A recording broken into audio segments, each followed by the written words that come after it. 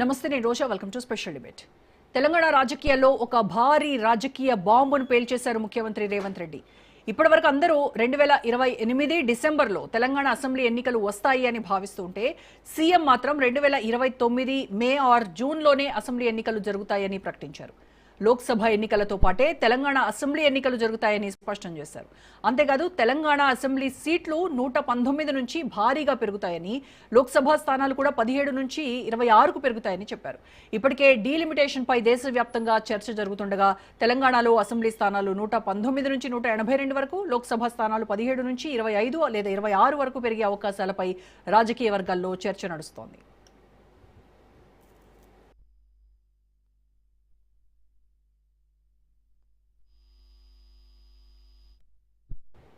అయితే ఇక్కడే అసలు రాజకీయ ప్రశ్న మొదలవుతోంది. 2028 డిసెంబర్లో ముగిసే అసెంబ్లీ గడువు 2029 మే వరకు ఎలా వెళ్తుంది? జమిలీ ఎన్నికల కోసం రాజ్యాంగ సవరణలు జరిగితే తెలంగాణ అసెంబ్లీ కాలపరిమితిని పొడిగిస్తారా, లేక 2028 డిసెంబర్ నుంచి 2029 వరకు రాష్ట్రపతి పాలన అమల్లో ఉంటుందా, లేదంటే ప్రస్తుత ప్రభుత్వానికే పొడిగింపు లభిస్తుందా? ఇవన్నీ కూడా ఇప్పుడు దేశ రాజకీయాల్లో అత్యంత కీలకమైనటువంటి ప్రశ్నలుగా మారాయి.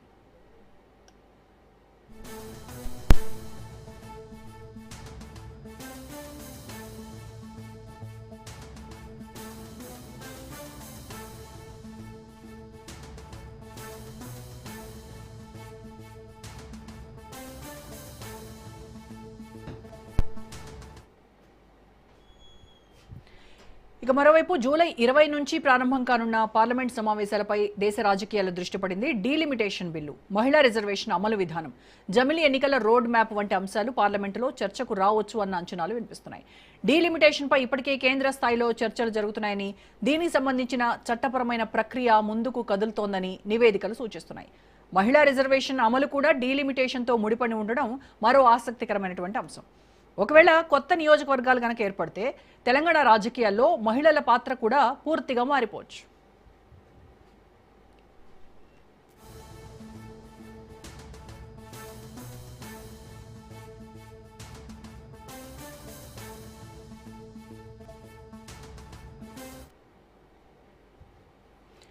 ఇక రాజకీయ కోణంలో చూస్తే రేవంత్ రెడ్డి ఎందుకు అంత ధీమాగా 2029 గురించే మాట్లాడుతున్నారు?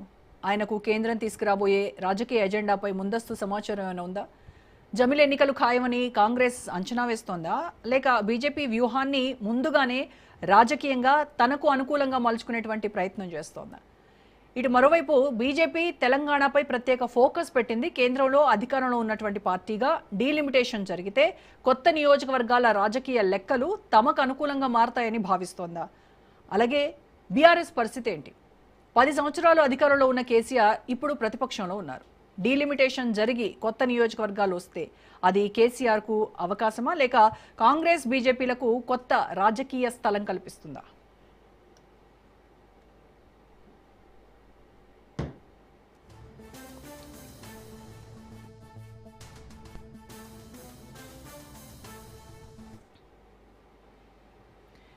ఇక సీఎం రేవంత్ రెడ్డి మరో పెద్ద సవాల్ విసిరారు. 117 సీట్లతో మళ్లీ కాంగ్రెస్ ప్రభుత్వమే వస్తుంది, రాహుల్ గాంధీని ప్రధానిని చేసే వరకు విశ్రమించాం, ఖమ్మంలో 5 లక్షల మందితో సభ పెడతాం అంటూ జాతీయ రాజకీయాలకే సంకేతాలు ఇచ్చారు. అయితే 2029 తెలంగాణ ఎన్నికలు కేవలం ప్రభుత్వం మారే ఎన్నికలా, లేక డీలిమిటేషన్, మహిళా రిజర్వేషను, జమిలీ ఎన్నికలు జాతీయ రాజకీయాలన్నింటినీ మార్చేటువంటి టర్నింగ్ పాయింట్గా నిలుస్తాయా? ఇవాళ మన డిబేట్లో డిస్కస్ చేద్దాము. డిబేట్లో పార్టిసిపేట్ చేస్తున్నారు బీజేపీ సీనియర్ నాయకులు అల్జాపూర్ శ్రీనివాస్ గారు అండ్ బీఆర్ఎస్ నాయకులు కాంబోజ్ వెంకటేశ్వర్లు గారు అండ్ సీనియర్ విశ్లేషకులు, సీనియర్ జర్నలిస్ట్ మన్నెం కోటేశ్వరరావు గారు మనతో జాయిన్ అయ్యారు. నమస్కారం అండి ముగ్గురికి, కోటేశ్వరరావు గారు, శ్రీనివాస్ గారు.